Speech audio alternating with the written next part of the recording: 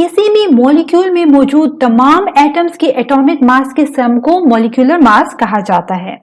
चलिए find out करते हैं molecular mass of ammonia. Ammonia जिसे NH3 से रिप्रेजेंट किया जाता है, यहाँ पर सेंट्रल एटम नाइट्रोजन होता है और नाइट्रोजन के अराउंड 3 हाइड्रोजन एटम बॉन्डेड होते हैं। नाइट्रोजन जिसका एटॉमिक मास 14 जबकि हाइड्रोजन जिसका एटॉमिक मास 1 है।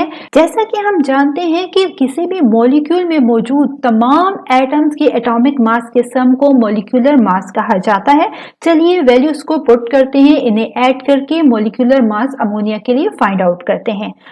नाइट्रोजन जिसका एटॉमिक मास 14 है, यहाँ पर हमने 14 लिख दिया, प्लस हाइड्रोजन जिसका एटॉमिक मास 1 है, क्योंकि यहाँ पर H3 रिप्रेजेंट कर रहा है कि हाइड्रोजन की 3 एटम्स मौजूद हैं। यही वजह है कि एटॉमिक मास ऑफ हाइड्रोजन 1 के साथ हमने 3 को मल्टीप्लाई कर दिया।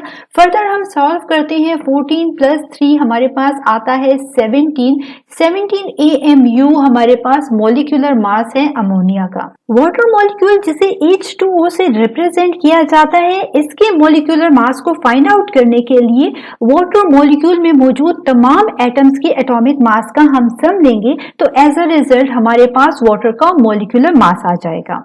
हाइड्रोजन जिसका एटॉमिक मास 1 जबकि ऑक्सीजन जिसका एटॉमिक मास 16 है, इन वैल्यूज को पुट करते हैं और जानते हैं कि हमारे पास वाटर का मॉलिक्यूलर मास क्या है।